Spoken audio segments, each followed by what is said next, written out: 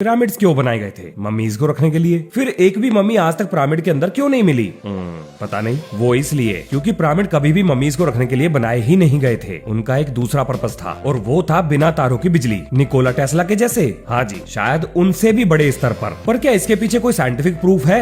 बिल्कुल है जी। आगे जानने से पहले जरा ये जानते हैं कि पिरामिड के बारे में इजिप्ट वाले क्या कहते हैं। भैया इजिप्टोलॉजी में बताया गया है कि पिरामिड कुफू के लिए बनाए गए थे। हाँ जी, इजिप्टोलॉजी, इनकी नौटंकी का यही नाम है। अब ये कुफू कौन है? तो ये था चौथी डायनेस्टी का इजिप्शियन फेरो जिसने 4500 साल पहले इजिप्ट पर राज किया था। तो क्या इजिप्ट वालों की बातों पर भरोसा किया जा सकता है? वेल, ना करें तो ही ठीक है। और इसका कारण भी है। इजिप्ट धरती पर इकलौती ऐसी जगह है जहाँ पे आदमी हो या औरत, ये दोनों को मम्मी बुलाते हैं। मतलब मेल मम्मी, फीमेल मम्मी, सब मम्मी। बहुत ही गंदा जोक था। देखो, इजिप्ट वालों की बातों पर शक करने का एक दूसरा कारण है। इजिप्शियंस के हिसाब से उन्होंने इसको अपने राजा के लिए बनाया। पर भैया ये कैसा राजपाट था? दीवारों पर कोई पेंटिंग नहीं, ना कोई नरम बिस्तर, और जो राजा के लिए चेंबर बनाया था उसमें राजा की मम्मी तक भी नहीं थी। इसका एक भी सबूत नहीं है कि वहाँ पर कभी भी फेरो की कोई मम्मी रखी गई हो। अब जब ये सवाल इजिप्ट वालों से पूछे गए तो उनका एक ही जवाब था, रिसर्च चल रही है, पता लगेगा तो जरूर बताएंगे। अब बताओ कैसे करें भरोसा, क्योंकि इस सारी जानकारी का सोर्स तो ट्रस्ट मी ब्रो है, पर विज्ञान के मामले में नेवर ट्रस्ट योर ब्रो।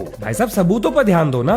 आओ दिखाता हूँ आपको सबूत। भैया 2.5 मिलियन पत्थर और 6 मिलियन टन से बना 481 फुट ऊंचा मम्मियों के रहने के लिए बनाया गया ये मकान 13 एकड़ में फैला हुआ है। लेकिन हैरानी की बात ये नहीं है, वो अब बताऊंगा। अगर इस पिरामिड को उत्तर दक्षिण पूर्व पश्चिम दिशाओं से मिलाया जाए तो ये 1 डिग्री के 15वें हिस्से तक एक्यूरेट है। और जिस 13 एकड़ की जमीन पर इसको बनाया गया है, अगर उसका लेवल देखें तो वो जमीन इतनी समतल है, यानी कि उसका लेवल बिना लेजर लेवलर के इतना परफेक्शन से हो ही नहीं सकता। मतलब आज के समय में अगर हमें जमीन को समतल करना होगा, उतना समतल करना हो जितना पिरामिड के समय किया गया था, तो हमें लेजर लेवलर का इस्तेमाल करना ही पड़ेगा। अब उन्होंने कैसे किया होगा, इसका जवाब अपने पास नहीं है। अक्सर लोग सोचते हैं कि पिरामिड की 4 साइड है, पर नहीं, इसकी 8 साइड है, जो ऊपर से देखने में आपको साफ दिखाई देंगी। ये थोड़ा कॉनकेव शेप का है। अब जिसने भी ये बनाया है उसे धरती के साइज के बारे में बिल्कुल सही जानकारी थी। अब ये कैसे साबित होगा, अभी कर देते हैं भाई साहब। अगर पिरामिड की हाइट को 43,200 से मल्टीप्लाई किया जाए तो यहाँ से निकलती है धरती की पोलर रेडियस, जो कि 99.7% एक्यूरेट है। अब ये पोलर रेडियस का क्या मतलब है? देखो, अपनी धरती पूरी गोल तो है नहीं। अब क्योंकि ये पूरी गोल नहीं है तो जगह जगह पर इसकी रेडियस बदलती है। तो अगर धरती के सेंटर से पोल तक की रेडियस नापी जाए तो उसे पोलर रेडियस कहेंगे। अगर हम इस पिरामिड के पेरीमीटर को 43,200 से मल्टीप्लाई करें तो यहाँ पर निकलता है धरती का सरकमफेरेंस इक्वेटर पर। लेकिन जरूरी सवाल ये है कि हम 43,200 की पूंछ पकड़कर क्यों बैठे हैं? कहाँ से आया ये नंबर और क्यों आया ये नंबर? भैया देखो, साल में एक दिन ऐसा आता है जब धरती पर दिन और रात बिल्कुल बराबर होते हैं। उसे कहते हैं इक्विनॉक्स, यानी जितने घंटे का दिन होगा उतने ही घंटे की रात होती है। तो उस दिन और रात 43,200 सेकंड के होते हैं। क्या ये एक तुक्का है? हो भी सकता है, पर इतना परफेक्ट कैसे हो सकता है? हाँ, यही तो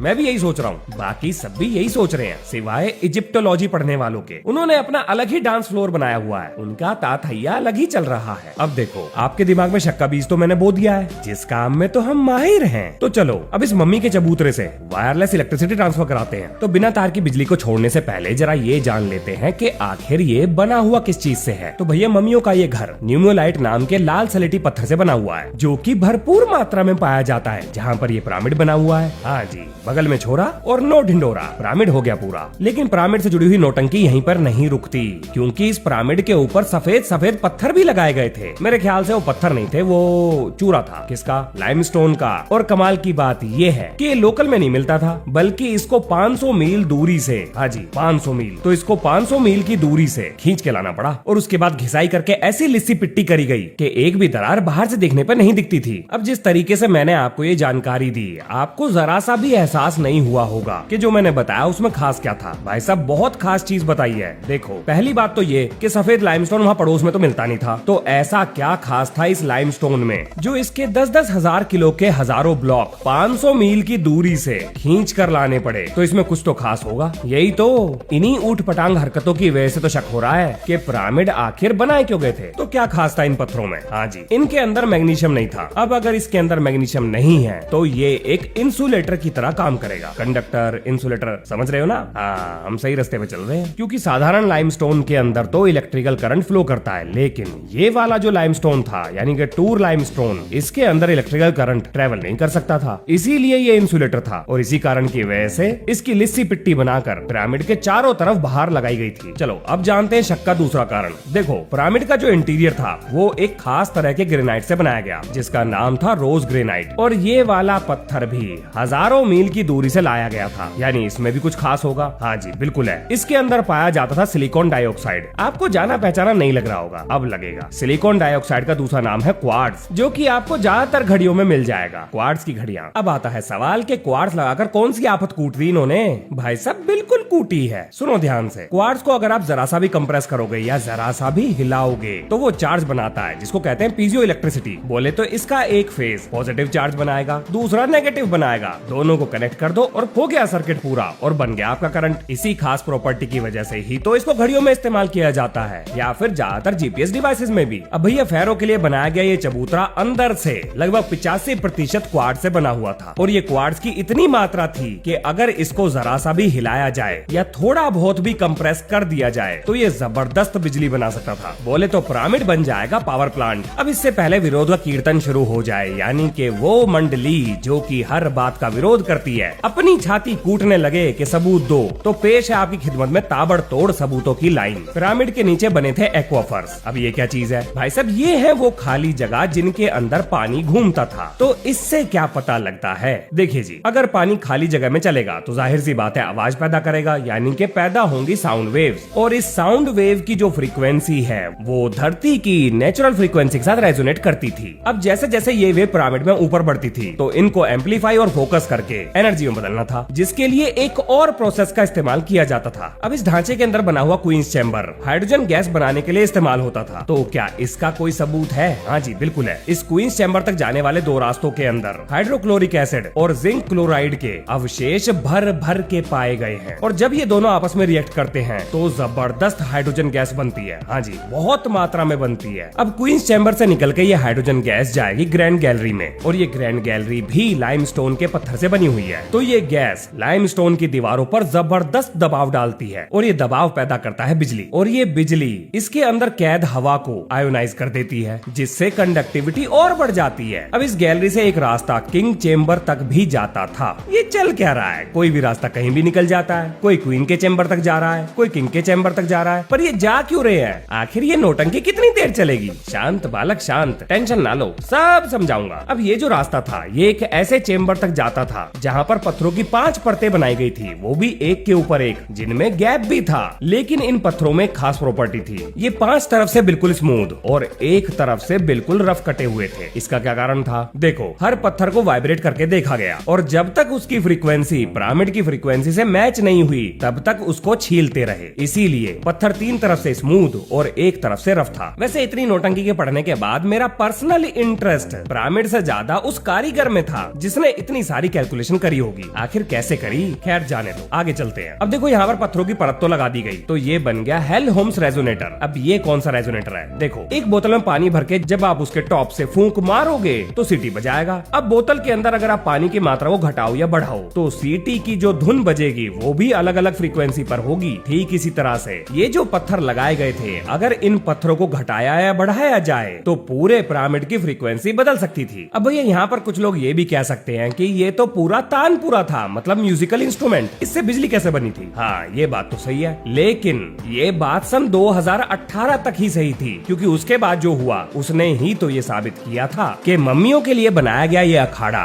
बिजली भी बना सकता है। अब देखिए, वैज्ञानिक सिद्धांतों पर अगर बात करें तो पिरामिड के बाहर का हिस्सा ऐसे मटेरियल से बनाया गया जो बिजली के लिए इंसुलेटर की तरह काम कर सके, जबकि अंदर का हिस्सा ऐसे मटेरियल से बनाया गया कि वो कंडक्टर की तरह काम कर सके, जबकि चेम्बर ऐसे मटेरियल से बनाए गए जो बिजली पैदा कर सके। अब ये तो था एक अंदाजा। इसके बाद वैज्ञानिकों ने एक एक्सपेरिमेंट किया, सन 2018 में किया। वैज्ञानिकों ने अलग अलग फ्रीक्वेंसी की रेडियो वेव्स छोड़कर ये देखा कि क्या पिरामिड इनके साथ कोई हैंकी पैंकी हरकत करता है, और उनके एक्सपेरिमेंट में ये साबित हो गया कि पिरामिड रेजोनेंट फ्रीक्वेंसी पर इलेक्ट्रोमैग्नेटिक एनर्जी को कंसंट्रेट कर सकता है। और इसके बाद एरिक विल्सन नाम के एक वैज्ञानिक ने अपना एक रिसर्च पेपर पब्लिश किया जिसका नाम था large scale thermo acoustic generator, जिसमें ये बहुत अच्छे से समझाया गया था कि जब पत्थर वाइब्रेट करते हैं तो किस तरह से चार्जेस अपोजिट डायरेक्शन में फ्लो करना शुरू कर देते हैं। बोले तो पैदा होती है जबरदस्त बिजली। बोले तो बिल्कुल इशारा साफ साफ था। विज्ञान और म्यूजिक का इस्तेमाल करके पिरामिड को बनाने वालों ने एक बिजली बनाने का पावर हाउस तैयार कर दिया था, जो कि धरती के नेचुरल वाइब्रेशन के साथ ट्यून हो चुका था। हाँ जी,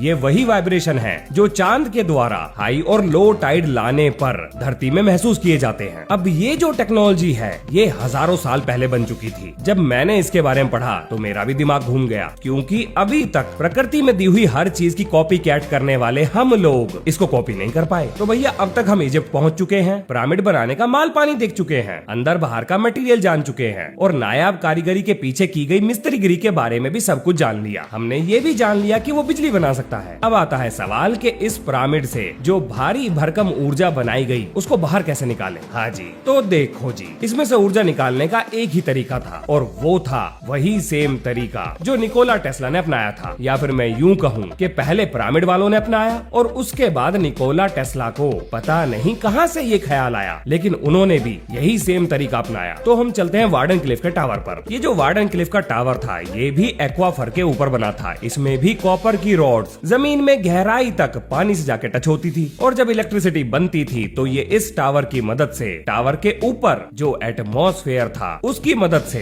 दुनिया के किसी भी कोने में भेजी जा सकती थी। अब पिरामिड भी एक्वाफर के ऊपर बने थे, उनके नीचे भी हमें कॉपर की रॉड मिली है। हाँ जी, भारी भरकम मोटी मोटी लंबी गहरी रॉड मिली है। अब अगर किसी तरह से पिरामिड के ऊपर सोने का, हाँ जी सोने का बढ़िया कंडक्टर होता है ना, तो इसलिए सोने का प्रयोग करते हैं। तो पिरामिड के ऊपर अगर किसी तरह से सोने का कैप लगा दिया जाए तो ये सारी एनर्जी को कंसंट्रेट करके एक जगह से निकाला जा सकता है। अब टेस्ला का जो वायरलेस इलेक्ट्रिसिटी डिस्ट्रीब्यूशन सिस्टम था वो भी धरती के रेजोनेंस का इस्तेमाल कर रहा था, बिल्कुल वैसे ही जैसे पिरामिड करते हैं। और जैसे टेस्ला टावर के द्वारा ट्रांसमिट करी गई एनर्जी बिल्कुल क्लीन थी, बिल्कुल फ्री थी, सबके लिए फ्री थी, कोई भी इस्तेमाल करो, कितनी भी इस्तेमाल करो, ठीक इसी तरह से पिरामिड के द्वारा बनाई गई एनर्जी भी बिल्कुल क्लीन थी, सबके लिए फ्री थी। पर टेस्ला के टावर को तो तोड़ दिया गया, बाहरी ताकतों ने तोड़ दिया जो नहीं चाहते थे कि टेस्ला फ्री में बिजली बांटे। लेकिन पिरामिड को किसी ने बाहर से आके नहीं तोड़ा था, पिरामिड अंदर से टूटा था। हाँ जी, ये जो बिजली बनाने का जुगाड़ जिसने भी बनाया हो, जिसे आज हम गीजा का महान पिरामिड कहते हैं, इस बिजली बनाने वाले जनरेटर के अंदर से ही दिक्कत हुई थी, जिसके सबूतों की जांच पड़ताल चल रही है। और ये जांच पड़ताल कर रहे हैं वही लोग जो इजिप्टोलॉजी पढ़ते हैं। हाँ जी, इनकी शुरू में तारीफ करी थी ना वीडियो में, हाँ ये वही लोग हैं, अलग डांस फ्लोर वाले। तो जी ये है वैज्ञानिक दृष्टिकोण से पिरामिड का ताना बाना। तो जी आप में से जो लोग ये मानते थे कि पिरामिड बिजली बना सकते थे, मुबारक हो भाई साहब, आप लोग बिल्कुल ठीक थे। तो इसी नोट के संग ये है इस वीडियो का अंत। मिलते हैं नेक्स्ट वीडियो में। जय हिंद, जय भारत।